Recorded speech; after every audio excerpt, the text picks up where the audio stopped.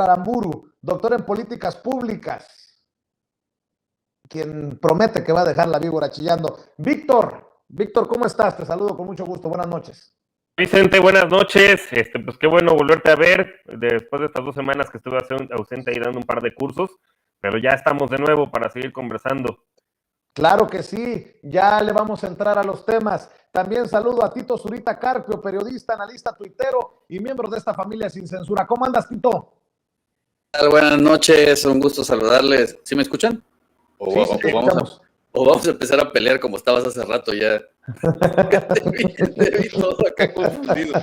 Hola, ¿qué tal? Buenas noches, Víctor. Hola, buenas noches, Tito. Buenas noches. Gusto saludarles. Oye, regresaste a la mañanera, ¿no?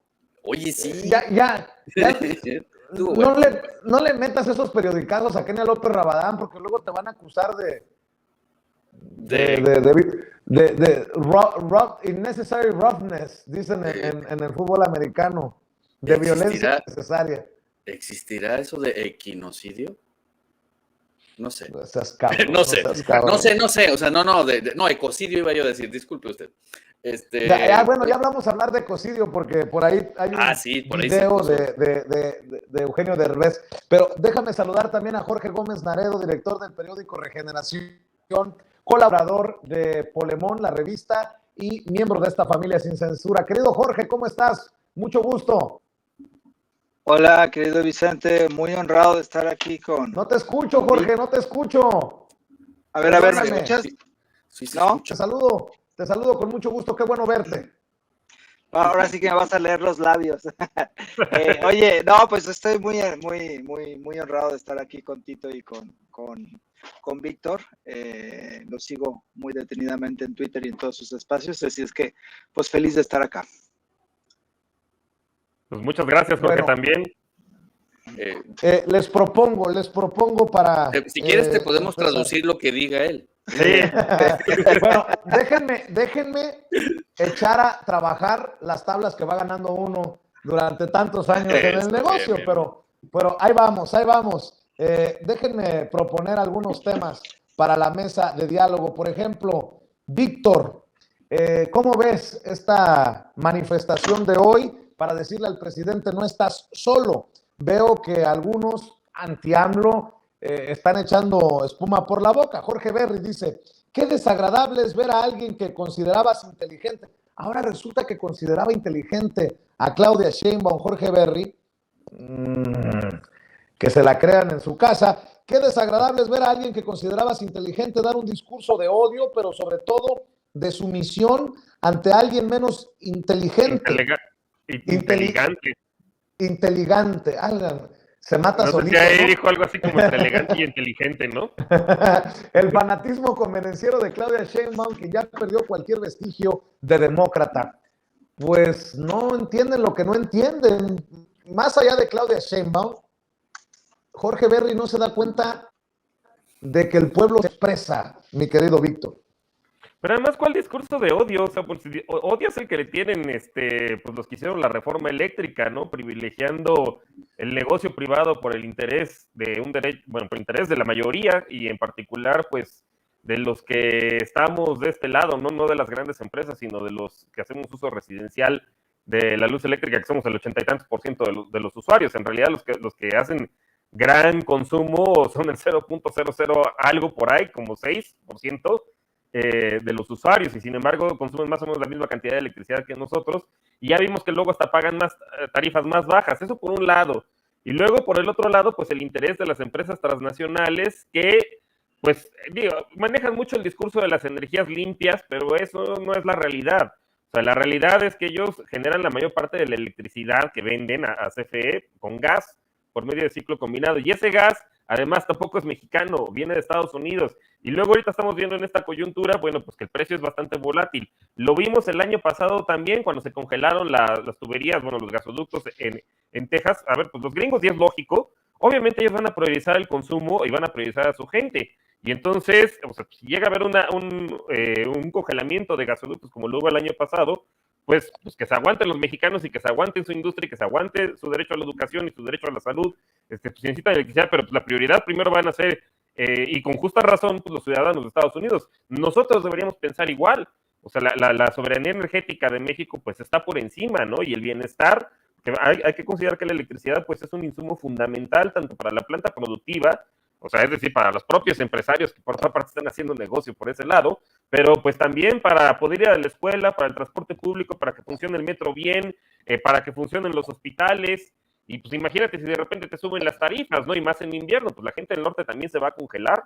Entonces, es necesario que el Estado tenga cierto control sobre los precios y no necesariamente, digo, a ver, la lógica de un privado siempre va a ser maximizar utilidades, no necesariamente el abasto social, ¿no? Como tal de electricidad. Entonces, pues si suben los precios, ellos no nos van a subsidiar, evidentemente, ¿no? Ni van a buscar otro tipo, pues de qué manera solucionarlo. Y para eso está el Estado.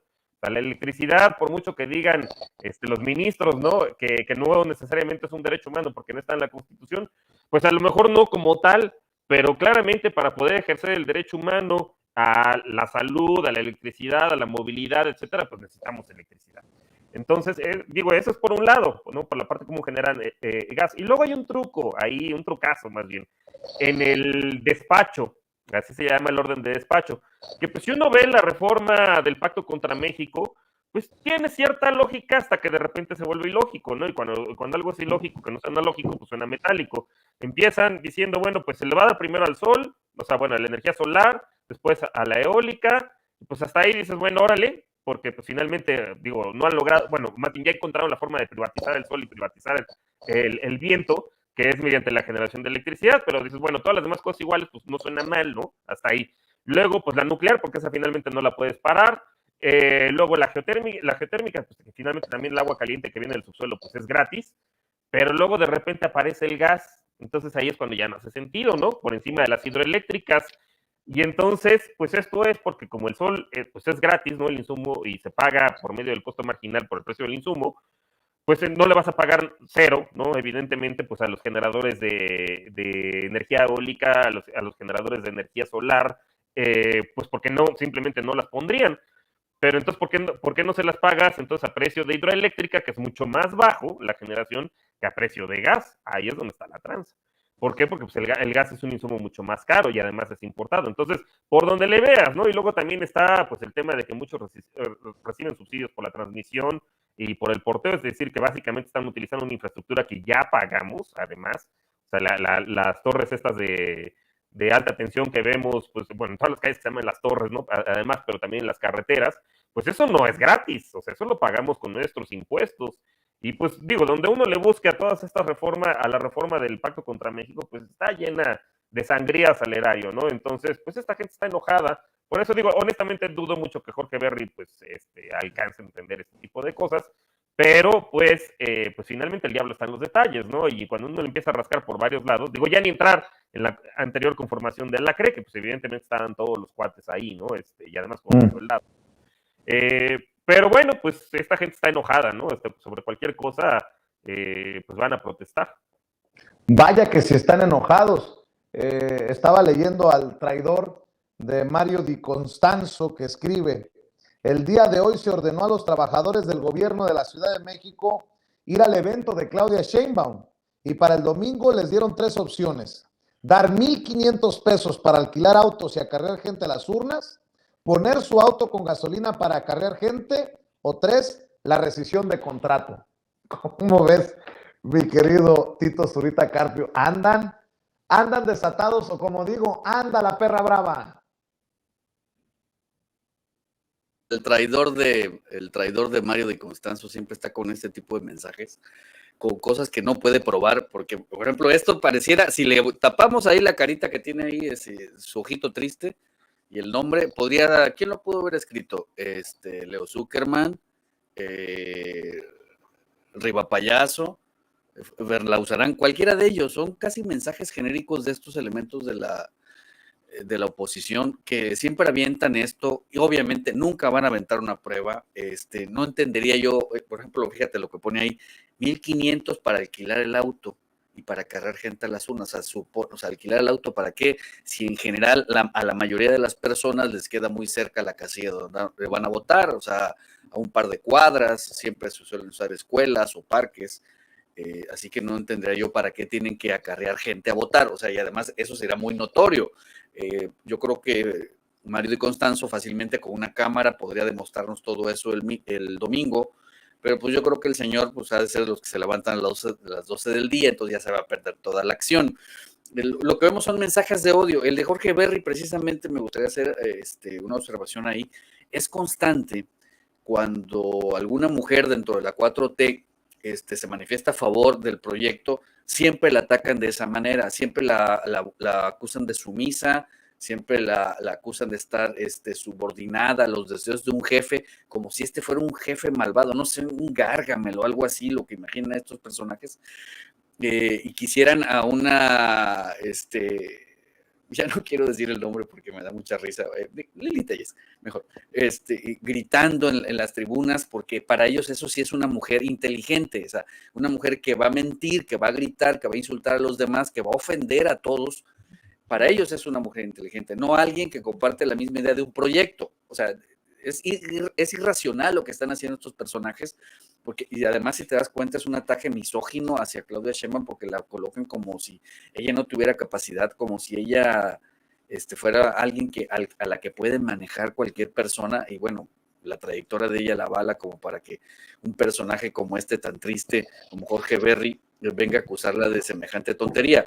Pero es lo que vamos a ver, este patrón, esta repetición siempre acusándola de eso. O sea, el feminismo se les olvida, acaba de pasar apenas el mes de la mujer y estos ya están con estos ataques de este tipo. Y va a ser reiterativo porque siempre lo vamos a encontrar, repito, o sea, una mujer valiosa es la que va a enfrentarse al dictador imaginario que tienen ellos y que va a usar grosería sobre todo, y además va a tener siempre la cara enojada, que es lo que siempre utilizan, pero una mujer débil es la que está apoyando un proyecto de transformación. O sea, esa es parte de las maromas que se avientan siempre estos personajes, Vicente. Hablando de maromas y hablando de comentarios en Twitter, Sergio Sarmiento escribe: hoy, el secretario de Gobernación Adán Augusto López Hernández visitó hoy la Suprema Corte. No fue a ver los murales, sino a presionar a los ministros para que declaren la constitucionalidad de la ley de la industria eléctrica. Por todos lados, mi querido Jorge Gómez Naredo, ¿eh? Sí, no, bueno, ellos quieren hacer que este país, que este gobierno de Andrés Manuel López Obrador parezca una dictadura.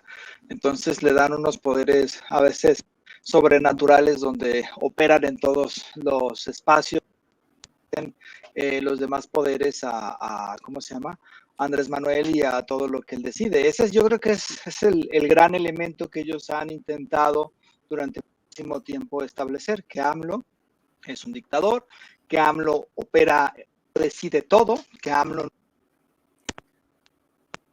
destruyendo cimientos de esa democracia que el neoliberalismo construyó con tanto ahínco, ¿no? Es el discurso, pero lo que vemos es contrario, ¿no? O sea, en principio es esta desinformación por parte de personajes como Sergio Sarmiento y muchísimos otros, pero por otro lado estamos viendo de forma más clara, más evidente y más grotesca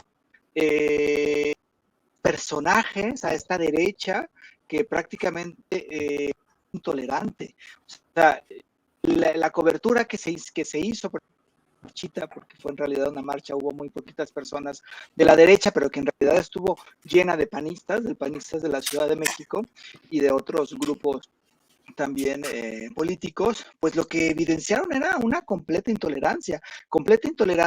Le pregunta a la gente si quiere que permanezca o no el presidente. Completa intolerancia a que tenga voz el pueblo, a que se hagan elecciones, completa intolerancia hacia la democracia, completa intolerancia a todo, hacia la pluralidad de voces, ¿no? O sea, hubo un momento en donde un video que vi hace unos días, ¿no? De Hernán Gómez, donde un personaje del PAN, pues prácticamente lo agrede, pero que hacer un ejercicio de democracia es prácticamente entrar en una dictadura.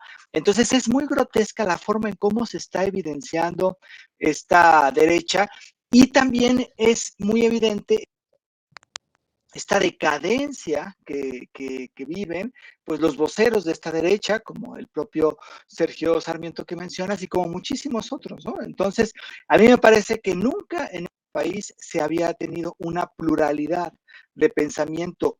Había voces que discutieran esta hegemonía de pensamiento, y a mí me parece más sano que le puede pasar a este país, y además tampoco nunca se habían discutido los problemas públicos como se están discutiendo ahora.